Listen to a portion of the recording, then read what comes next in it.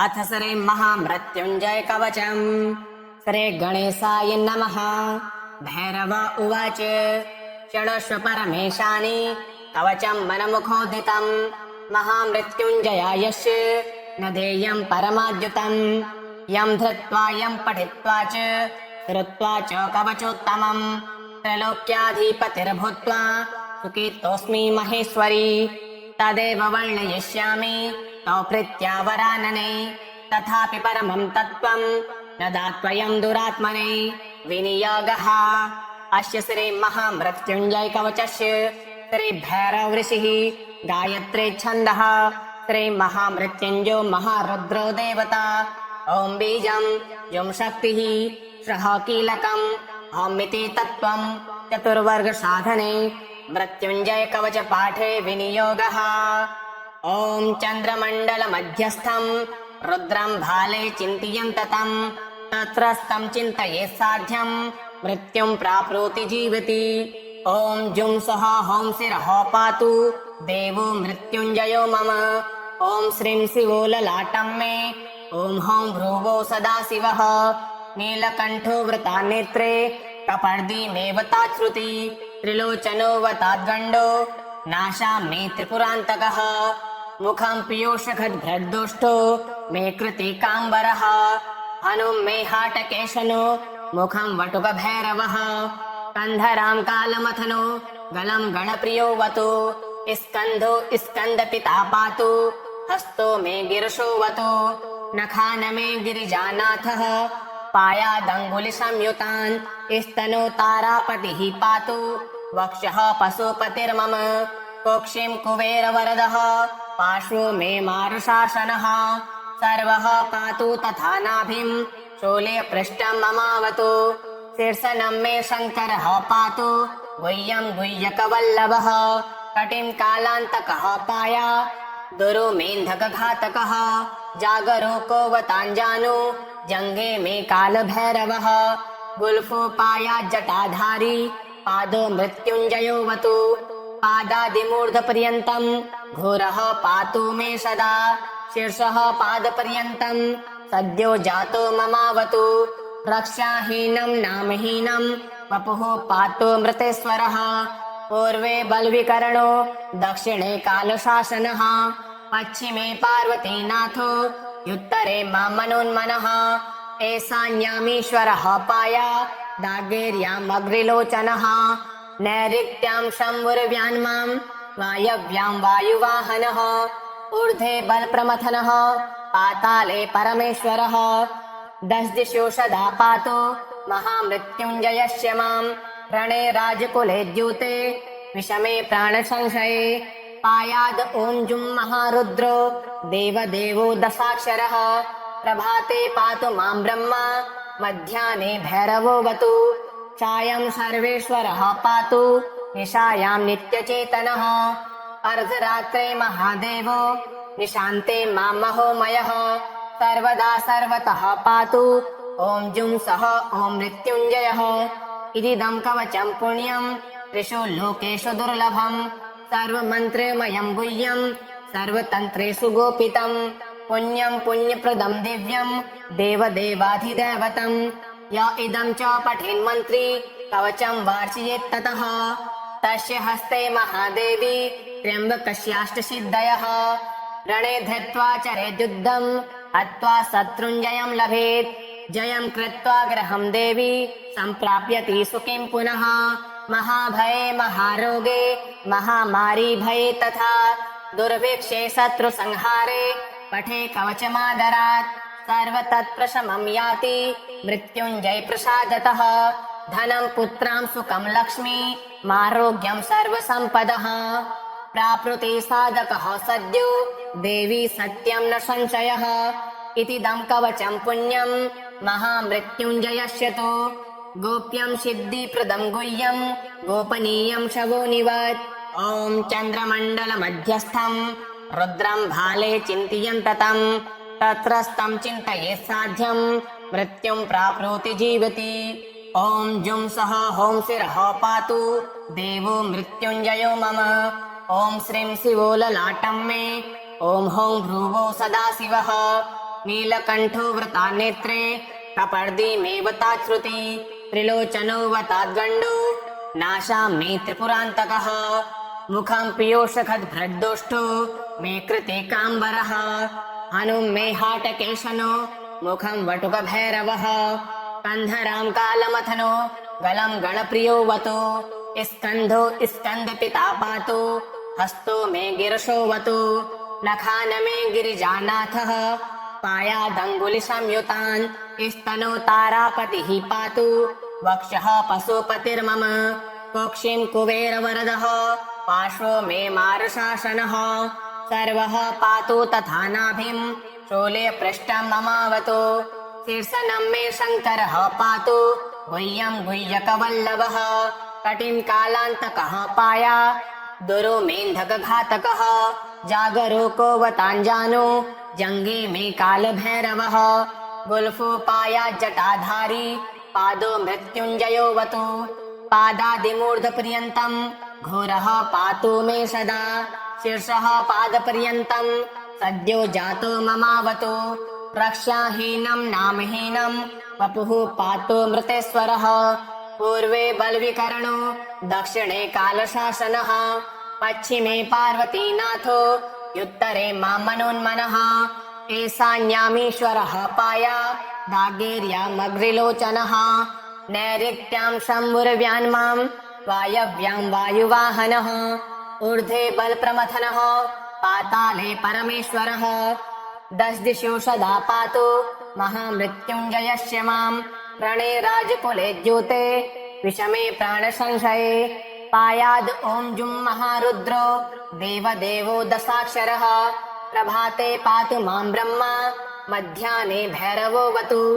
सायं सर्वेश्वरः पातु निशायां नित्यचेतनः अर्धरात्रे महादेवो निशान्ते मां महोमयः सर्वदा सर्वतः पातु ॐ जुं सः ॐ मृत्युञ्जयः इदं कवचं पुण्यं त्रिषु लोकेषु दुर्लभं सर्वमन्त्रमयं गुह्यं सर्वतन्त्रेषु गोपितं पुण्यं पुण्यप्रदं दिव्यं देवदेवाधिदैवतं य इदं च पठेन्मन्त्री कवचं वार्षयेत् ततः तस्य हस्ते महादेवी त्र्यम्बकस्याष्टसिद्धयः रणे धृत्वा चरेद्युद्धं हत्वा शत्रुञ्जयं लभेत् जयं कृत्वा गृहं देवी सम्प्राप्यति सुखीं पुनः महाभये महारोगे महामारी भये तथा दुर्भिक्षे शत्रुसंहारे पठे कवचमादरात् सर्वतत्प्रशमं याति मृत्युञ्जय प्रसादतः धनं पुत्रां सुखं लक्ष्मी मारोग्यं सर्वसम्पदः प्राप्नुते साधकः सद्यो देवी सत्यं न संशयः इतीदं कवचं पुण्यं महामृत्युञ्जयस्य तु गोप्यं सिद्धिप्रदं गुह्यं गोपनीयं शवोनिवत् ॐ चन्द्रमण्डलमध्यस्थं रुद्रं भाले चिन्तयन्ततं तत्रस्थं चिन्तयेत् साध्यं मृत्युं प्राप्नोति जीवति ॐ जुं सः हों शिरः पातु देवो मृत्युञ्जयो मम ॐ श्रीं शिवो ललाटं मे ॐ हौं भ्रुवो सदाशिवः नीलकण्ठो वृतान्नेत्रे कपर्दीमेव ताच्छ्रुति त्रिलोचनो वताद्गण्डो नाशाम्नि त्रिपुरान्तकः मुखं पीयूषखद्भ्रद्दुष्टो मे कृते काम्बरः हनुं मे हाटकेशनो मुखं वटुकभैरवः कन्धरां कालमथनो गलं गणप्रियोऽवतु स्कन्धो स्कन्दपिता पातु हस्तो मे गिरशोऽवतु नखान मे गिरिजानाथः पायादङ्गुलिसंयुतान् स्तनो तारापतिः पातु वक्षः पशुपतिर्मम कुक्षिं कुबेरवरदः पार्श्वो मे मारशासनः सर्वः पातु तथा नाभिं शूले पृष्ठं ममावतु शीर्षनं मे शङ्करः पातु गुह्यं गुह्यकवल्लभः कटिं कालान्तकः पाया दुरुमेन्धकघातकः जागरूको वताञ्जानो जङ्गे मे कालभैरवः गुल्फो पाया जटाधारी पादो मृत्युञ्जयोऽवतु पादादिमूर्धपर्यन्तं घोरः पातु मे सदा शीर्षः पादपर्यन्तं सद्यो जातो ममावतु रक्षाहीनं नामहीनं वपुः पातो मृतेश्वरः पूर्वे बल्विकरणो दक्षिणे कालशासनः पश्चिमे पार्वतीनाथो युत्तरे मामनोन्मनः ईशान्यामीश्वरः पाया दागेर्यामग्निलोचनः नैऋत्यां शम्भुर्व्यान्मां वायव्यां वायुवाहनः ऊर्ध्वे बलप्रमथनः पाताले परमेश्वरः दश दिशो सदा पातु महामृत्युञ्जयस्य मां रणे राजकुले द्यूते विषमे प्राणसंशये पायाद ॐ जुं महारुद्रो देवदेवो दशाक्षरः प्रभाते पातु मां ब्रह्मा मध्याह्ने भैरवोऽवतु सायं सर्वेश्वरः पातु निशायां नित्यचेतनः अर्धरात्रे महादेवो निशान्ते मां महोमयः सर्वदा सर्वतः पातु ॐ जुं सः ॐ मृत्युञ्जयः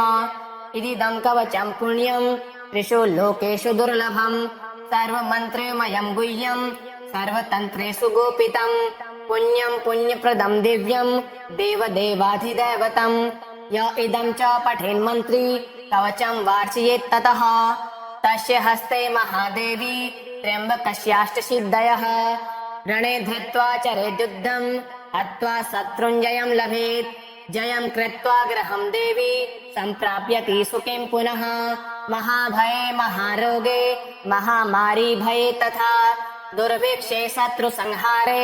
पठे कवचमादरात् सर्वतत्प्रशमं याति मृत्युञ्जय प्रसादतः धनं पुत्रां सुखं लक्ष्मी मारोग्यं सर्वसम्पदः प्राप्नुते साधकः सद्यो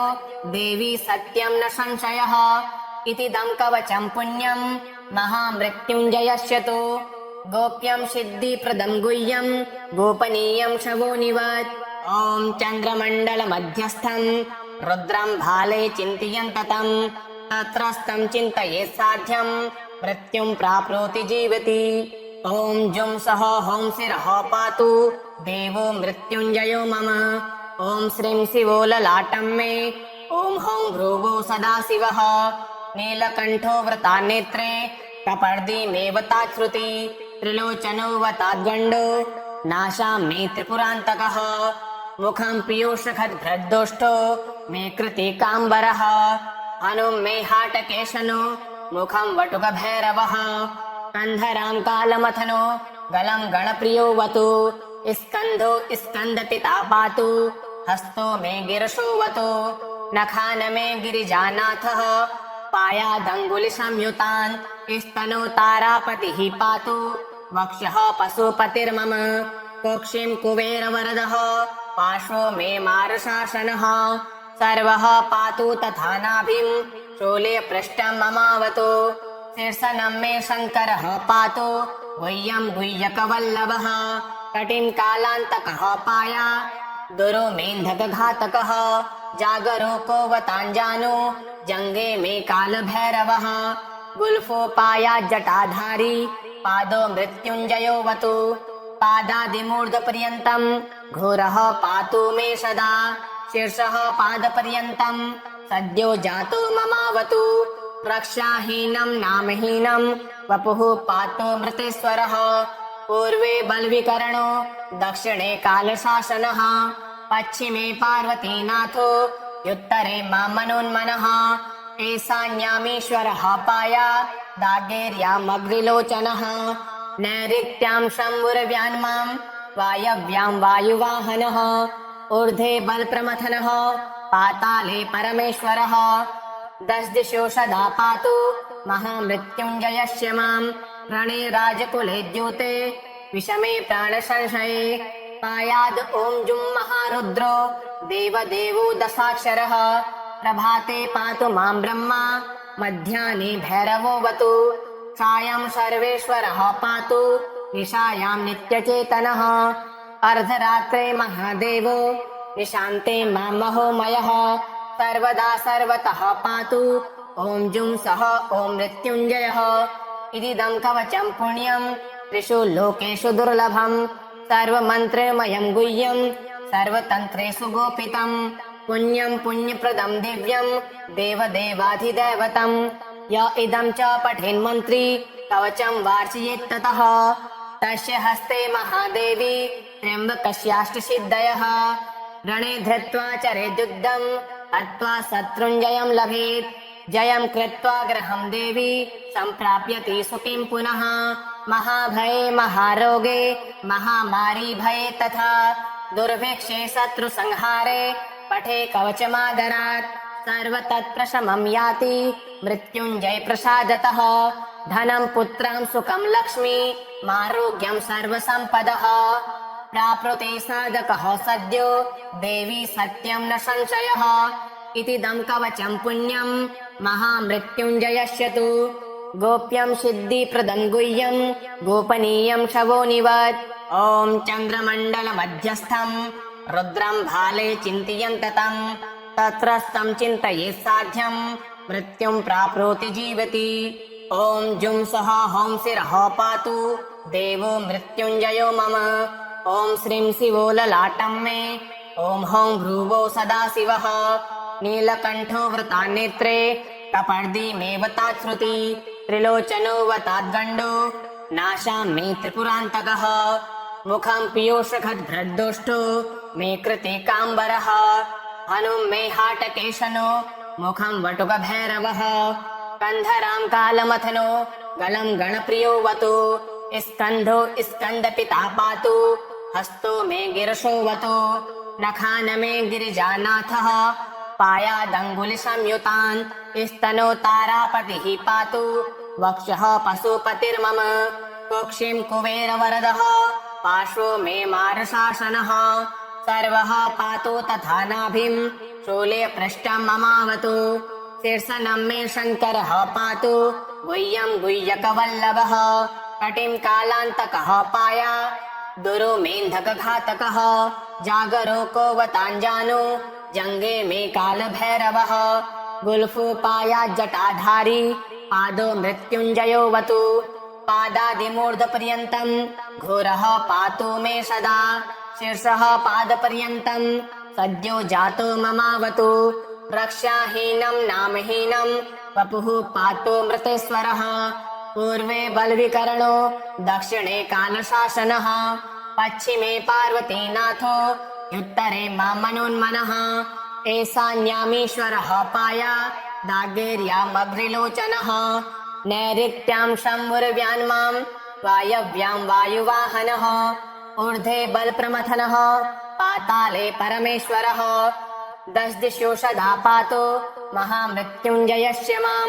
रणे राजकुले द्यूते विषमे प्राणसंशये पायाद् ॐ जुं महारुद्रो देवदेवो दशाक्षरः प्रभाते पातु मां ब्रह्मा मध्याह्ने भैरवोऽवतु सायं सर्वेश्वरः पातु निशायां नित्यचेतनः अर्धरात्रे महादेवो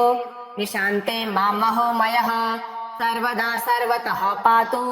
ॐ जुं सः ॐ मृत्युञ्जयः इदिदं कवचं पुण्यं त्रिषु लोकेषु दुर्लभं सर्वमन्त्रमयं गुह्यं सर्वतन्त्रेषु गोपितं पुण्यं पुण्यप्रदं दिव्यं देवदेवाधिदैवतं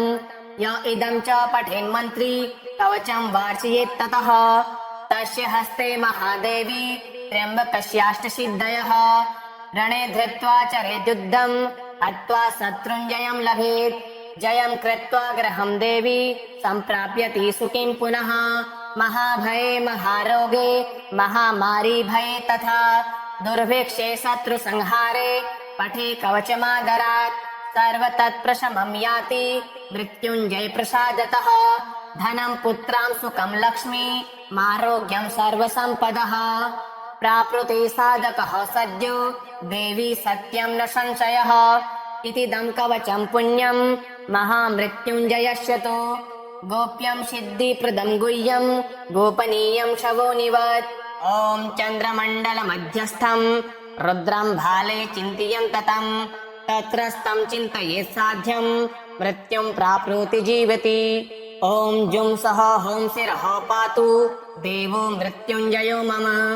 ॐ श्रीं शिवो ललाटं मे ॐ हौं भ्रुवो सदाशिवः नीलकण्ठो वृतान्नेत्रे कपर्दीमेव ताच्छ्रुति त्रिलोचनो वताद्गण्डो नाशां मे त्रिपुरान्तकः मुखं पीयूषखद्भ्रद्दुष्टो मे कृते काम्बरः हनुं मे हाटकेशनो मुखं वटुकभैरवः कन्धरां कालमथनो गलं गणप्रियोऽवतु स्कन्धो स्कन्दपिता पातु हस्तो मे गिरशोऽवतु नखान मे गिरिजानाथः पायादङ्गुलिसंयुतान् स्तनो तारापतिः पातु वक्षः पशुपतिर्मम कोक्षिं कुबेरवरदः पार्श्वो मे मारशासनः सर्वः पातु तथा नाभिं शूले पृष्ठं ममावतु शीर्षनं मे शङ्करः पातु गुह्यं गुह्यकवल्लभः कटिं कालान्तकः पाया दुरुमेन्धकघातकः जागरो कोवताञ्जानु जङ्गे मे कालभैरवः गुल्फो पाया जटाधारी पादो मृत्युञ्जयोऽवतु पादादिमूर्धपर्यन्तं घोरः पातु मे सदा शीर्षः पादपर्यन्तं सद्यो जातो ममावतु रक्षाहीनं नामहीनं वपुः पातु मृतेश्वरः पूर्वे बल्विकरणो दक्षिणे कालशासनः पश्चिमे पार्वतीनाथो उत्तरे मामनोन्मनः ईशान्यामीश्वरः पाया दागेर्यामग्रिलोचनः नैऋत्यां शम्भुर्व्यान्मां वायव्यां वायुवाहनः ऊर्ध्वे बलप्रमथनः पाताले परमेश्वरः दशदिशो सदा पातु महामृत्युञ्जयस्य मां रणे राजकुले द्यूते विषमे प्राणसंशये पायाद् ॐ जुं महारुद्रो देवदेवो दशाक्षरः प्रभाते पातु मां ब्रह्मा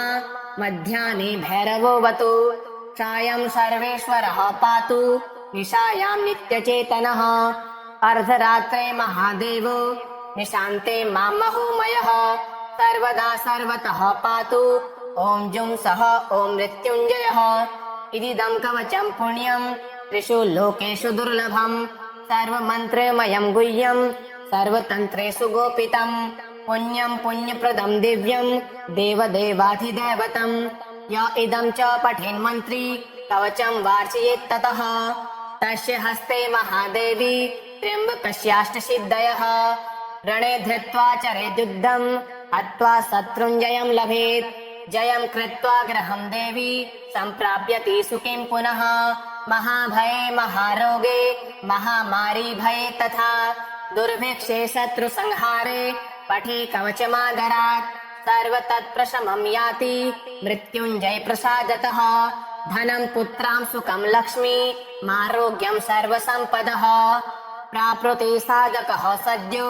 देवी सत्यं न संशयः इतिदं कवचं पुण्यं महामृत्युञ्जयस्य तु गोप्यं सिद्धिप्रदं गुह्यं गोपनीयं शवोनिवत् ॐ चन्द्रमण्डलमध्यस्थं रुद्रं भाले चिन्तयन्ततं तत्रस्थं चिन्तयेत् साध्यं मृत्युं प्राप्नोति जीवति ॐ जुं सः ॐ शिरः पातु देवो मृत्युञ्जयो मम ॐ श्रीं शिवो ललाटं मे ॐ हौं भ्रुवो सदाशिवः नीलकण्ठो वृतानेत्रे कपर्दीमेव ताच्छ्रुति त्रिलोचनो वताद्गण्डो नाशामि त्रिपुरान्तकः मुखं पीयूषखद्भ्रद्दुष्टो मे कृतिकाम्बरः हनुं मे हाटकेशनो मुखं वटुकभैरवः कन्धरां कालमथनो गलं गणप्रियोऽवतु स्कन्धो स्कन्दपिता पातु हस्तो मे गिरशोऽवतु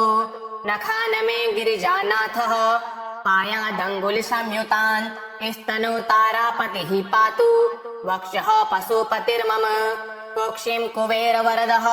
पार्श्वो मे मारशासनः सर्वः पातु तथा नाभिं शूले पृष्ठं ममावतु शीर्षनं मे शङ्करः पातु गुह्यं गुह्यकवल्लभः कटिं कालान्तकः पाया दुरुमेन्धकघातकः जागरो कोवताञ्जानु जङ्गे मे कालभैरवः गुल्फो पाया जटाधारी पादो मृत्युञ्जयोऽवतु पादादिमूर्धपर्यन्तं घोरः पातु मे सदा शीर्षः पादपर्यन्तं सद्यो जातो ममावतु रक्षाहीनं नामहीनं वपुः पातु मृतेश्वरः पूर्वे बलविकरणो दक्षिणे कालशासनः पश्चिमे पार्वतीनाथो युत्तरे मां मनोन्मनः एषान्यामीश्वरः पाया दागेर्यामग्रिलोचनः नैऋत्यां शम्भुर्व्यान्मां वायव्यां वायुवाहनः ऊर्ध्वे बलप्रमथनः पाताले परमेश्वरः दशदिशो सदा पातु महामृत्युञ्जयस्य मां रणे राजकुले द्यूते विषमे प्राणसंशये पायाद ॐ जुं महारुद्रो देवदेवो दशाक्षरः प्रभाते पातु मां ब्रह्मा मध्याह्ने भैरवोऽवतु छायां सर्वेश्वरः पातु निशायां नित्यचेतनः अर्धरात्रे महादेवो निशान्ते मां महोमयः सर्वदा सर्वतः पातु ॐ जुं सः ॐ मृत्युञ्जयः इदिदं कवचं पुण्यं त्रिषु लोकेषु दुर्लभम् सर्वमन्त्रमयं गुह्यं सर्वतन्त्रेषु गोपितं पुण्यं पुण्यप्रदं दिव्यं देवदेवाधिदैवतं य इदं च पठेन्मन्त्री कवचं वार्षयेत् ततः तस्य हस्ते महादेवी त्र्यम्बकस्याष्टसिद्धयः रणे धृत्वा चरेद्युद्धं हत्वा शत्रुञ्जयं लभेत् जयं कृत्वा गृहं देवी सम्प्राप्यति सुखीं पुनः महाभये महारोगे महामारी भये तथा दुर्भिक्षे शत्रुसंहारे पठे कवचमादरात् सर्वतत्प्रशमं याति मृत्युञ्जय प्रसादतः धनं पुत्रां सुखं लक्ष्मी मारोग्यं सर्वसम्पदः प्राप्नुते साधकः सद्यो देवी सत्यं न संशयः इतिदं कवचं पुण्यं महामृत्युञ्जयस्य तु गोप्यं सिद्धिप्रदं गुह्यं गोपनीयं शवोनिवत् ॐ चन्द्रमण्डलमध्यस्थं रुद्रं भाले चिन्तयन्ततं तत्रस्तं चिन्तयेत् साध्यं मृत्युं प्राप्नोति जीवति ॐ जुं सः ॐ शिरः पातु देवो मृत्युञ्जयो मम ॐ श्रीं शिवो ललाटं मे ॐ हौं भ्रुवो सदाशिवः नीलकण्ठो वृतानेत्रे प्रपर्दीमेव ताच्छ्रुति त्रिलोचनो वताद्गण्डो नाशामि त्रिपुरान्तकः मुखं पीयूषखद्भ्रद्दोष्ठो मे कृते काम्बरः हनुं मे हाटकेशनो मुखं वटुकभैरवः कन्धरां कालमथनो गलं गणप्रियोऽवतु स्कन्धो स्कन्दपिता पातु हस्तो मे गिरशोऽवतु नखान मे गिरिजानाथः पायादङ्गुलिसंयुतान् स्तनो तारापतिः पातु वक्षः पशुपतिर्मम कक्षीं कुबेरवरदः पार्श्वो मे मारशासनः सर्वः पातु तथा नाभिं शूलेपृष्ठं ममावतु शीर्षनं मे शङ्करः पातु गुह्यं गुह्यकवल्लभः कटिं कालान्तकः पाया दुरो मेन्धकघातकः जागरो को वताञ्जानु जङ्घे मे कालभैरवः गुल्फो पाया जटाधारी पादो मृत्युञ्जयोऽवतु पादादिमूर्धपर्यन्तं घोरः पातु मे सदा शीर्षः पादपर्यन्तं सद्यो जातो ममावतु रक्षाहीनं नामहीनं वपुः पातु मृतेश्वरः पूर्वे बलविकरणो दक्षिणे कालशासनः पश्चिमे पार्वतीनाथो युत्तरे मां मनोन्मनः ईशान्यामीश्वरः पाया दागेर्यामग्रिलोचनः नैऋत्यां शम्भुर्व्यान्मां वायव्यां वायुवाहनः ऊर्ध्वे बलप्रमथनः पाताले परमेश्वरः दशदिशो सदा पातु महामृत्युञ्जयस्य मां रणे राजकुले द्यूते विषमे प्राणसंशये पायाद ॐ जुं महारुद्रो देवदेवो दशाक्षरः प्रभाते पातु मां ब्रह्मा मध्याह्ने भैरवोऽवतु सायं सर्वेश्वरः पातु निशायां नित्यचेतनः अर्धरात्रे महादेवो निशान्ते मां महोमयः सर्वदा सर्वतः पातु ॐ जुं सः ॐ मृत्युञ्जयः इदिदं कवचं पुण्यं त्रिषु लोकेषु दुर्लभम् सर्वमन्त्रमयं गुह्यं सर्वतन्त्रेषु गोपितं पुण्यं पुण्यप्रदं दिव्यं देवदेवाधिदैवतं य इदं च पठेन्मन्त्री कवचं वार्षयेत् ततः तस्य हस्ते महादेवी त्र्यम्बकस्याष्टसिद्धयः रणे धृत्वा चरेद्युद्धं हत्वा शत्रुञ्जयं लभेत् जयं कृत्वा गृहं देवी सम्प्राप्यति सुखीं पुनः महाभये महारोगे महामारी भये तथा दुर्भिक्षे शत्रुसंहारे पठे कवचमादरात् सर्वतत्प्रशमं याति मृत्युञ्जय प्रसादतः धनं पुत्रां सुखं लक्ष्मी आरोग्यं सर्वसम्पदः प्राप्नुते साधकः सद्यो देवी सत्यं न संशयः इतीदं कवचं पुण्यं महामृत्युञ्जयस्य तु गोप्यं सिद्धिप्रदं गुह्यं गोपनीयं शवोनिवत् ॐ चन्द्रमण्डलमध्यस्थं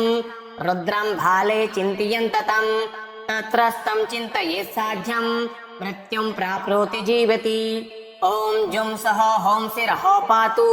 देवो मृत्युञ्जयो मम ॐ श्रीं शिवो ललाटं मे ॐ हों भ्रुवो सदाशिवः नीलकण्ठो वृता नेत्रे कपर्दीमेव ताच्छ्रुति त्रिलोचनो वताद्गण्डो नाशामि त्रिपुरान्तकः मुखं पीयूषखद्भ्रद्दोष्टो मे कृतिकाम्बरः हनुं मे हाटकेशनो मुखं वटुकभैरवः कन्धरां कालमथनो गलं गणप्रियोऽवतु स्कन्धो स्कन्दपिता पातु हस्तो मे गिरशोऽवतु नखान मे गिरिजानाथः पायादङ्गुलिसंयुतान् स्तनो तारापतिः पातु वक्षः पशुपतिर्मम कोक्षिं कुबेरवरदः पार्श्वो मे मारशासनः सर्वः पातु तथा नाभिं शूले पृष्ठं ममावतु शीर्षनं मे शङ्करः पातु गुह्यं गुह्यकवल्लभः कटिं कालान्तकः पाया दुरो मेन्धकघातकः जागरो कोवताञ्जानु जङ्गे मे कालभैरवः गुल्फोपाया जटाधारी पादो मृत्युञ्जयोऽवतु पादादिमूर्धपर्यन्तं घोरः पातु मे सदा शीर्षः पादपर्यन्तं सद्यो जातो ममावतु रक्षाहीनं नामहीनं वपुः पातु मृतेश्वरः पूर्वे बलविकरणो दक्षिणे कालशासनः पश्चिमे पार्वतीनाथो उत्तरे मामनोन्मनः ईशान्यामीश्वरः पाया दागेर्यामग्रिलोचनः नैऋत्यां शम्भुर्व्यान्मां वायव्यां वायुवाहनः ऊर्ध्वे बलप्रमथनः पाताले परमेश्वरः दशदिशो सदा पातु महामृत्युञ्जयस्य मां रणे राजकुले द्यूते विषमे प्राणसंशये पायाद ॐ जुं महारुद्रो देवदेवो दशाक्षरः प्रभाते पातु मां ब्रह्मा मध्याह्ने भैरवोऽवतु सायं सर्वेश्वरः पातु निशायां नित्यचेतनः अर्धरात्रे महादेवो निशान्ते मां महोमयः सर्वदा सर्वतः पातु ॐ जुं सः ॐ मृत्युञ्जयः इदिदं कवचं पुण्यं त्रिषु लोकेषु दुर्लभम् सर्वमन्त्रमयं गुह्यं सर्वतन्त्रेषु गोपितं पुण्यं पुण्यप्रदं दिव्यं देवदेवाधिदैवतं य इदं च पठेन्मन्त्री कवचं वार्षयेत् ततः तस्य हस्ते महादेवी त्र्यम्बकस्याष्टसिद्धयः रणे धृत्वा चरेद्युद्धं हत्वा शत्रुञ्जयं लभेत् जयं कृत्वा गृहं देवी सम्प्राप्यति सुखीं पुनः महाभये महारोगे महामारी भये तथा दुर्भिक्षे शत्रुसंहारे पठे कवचमादरात् सर्वतत्प्रशमं याति मृत्युञ्जय प्रसादतः धनं पुत्रां सुखं लक्ष्मी आरोग्यं सर्वसम्पदः प्राप्नुते साधकः सद्यो देवी सत्यं न संशयः इतीदं कवचं पुण्यं महामृत्युञ्जयस्य तु गोप्यं सिद्धिप्रदं गुह्यं गोपनीयं शवोनिवत् ॐ चन्द्रमण्डलमध्यस्थं रुद्रं भाले चिन्तयन्ततं तत्रस्थं चिन्तयेत् साध्यं मृत्युं प्राप्नोति जीवति ॐ जुं सः हों शिरः पातु देवो मृत्युञ्जयो मम ॐ श्रीं शिवो ललाटं मे ॐ हों भ्रुवो सदाशिवः नीलकण्ठो वृता नेत्रे कपर्दीमेव ताच्छ्रुति त्रिलोचनो वताद्गण्डो नाशामि त्रिपुरान्तकः मुखं पीयूषखद्भ्रद्दोष्टो मे कृतिकाम्बरः हनुं मे हाटकेशनो मुखं वटुकभैरवः कन्धरां कालमथनो गलं गणप्रियोऽवतु स्कन्धो स्कन्दपिता पातु हस्तो मे गिरिशोऽवतु नखान मे गिरिजानाथः पायादङ्गुलिसंयुतान् स्तनो तारापतिः पातु वक्षः पशुपतिर्मम कोक्षिं कुबेरवरदः पार्श्वो मे मारशासनः सर्वः पातु तथा नाभिं शूले पृष्ठं ममावतु शीर्षनं मे शङ्करः पातु गुह्यं गुह्यकवल्लभः कटिं कालान्तकः पाया दुरुमेन्धकघातकः जागरूको वताञ्जानो जङ्गे मे कालभैरवः गुल्फो पाया जटाधारी पादो मृत्युञ्जयोऽवतु पादादिमूर्धपर्यन्तं घोरः पातु मे सदा शीर्षः पादपर्यन्तं सद्यो जातो ममावतु रक्षाहीनं नामहीनं वपुः पातु मृतेश्वरः पूर्वे बल्विकरणो दक्षिणे कालशासनः पश्चिमे पार्वतीनाथो उत्तरे मामनोन्मनः ईशान्यामीश्वरः पाया दागेर्यामग्रिलोचनः नैऋत्यां शम्भुर्व्यान्मां वायव्यां वायुवाहनः ऊर्ध्वे बलप्रमथनः पाताले परमेश्वरः दश दिशु सदा पातु महामृत्युञ्जयस्य मां रणे राजकुले द्यूते विषमे प्राणसंशये पायाद ॐ जुं महारुद्रो देवदेवो दशाक्षरः प्रभाते पातु मां ब्रह्मा मध्याह्ने भैरवोऽवतु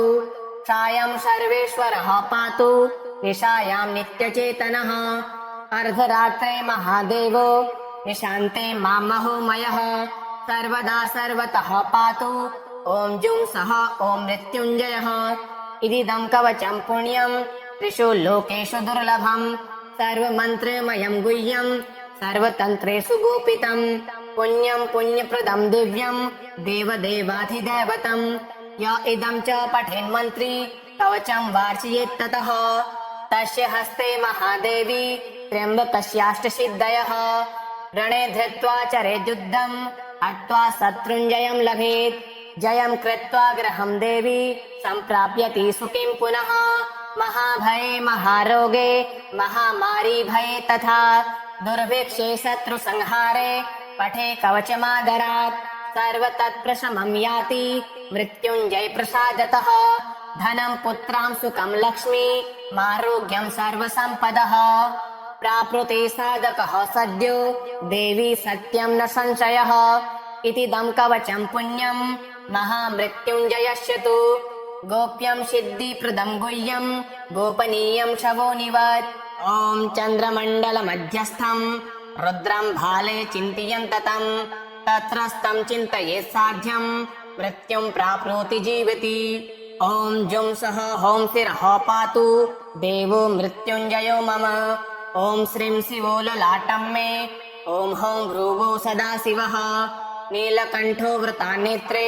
कपर्दीमेवताच्छ्रुति त्रिलोचनो वताद्गण्डो नाशामि त्रिपुरान्तकः मुखं पीयूषखद्भ्रद्दुष्टो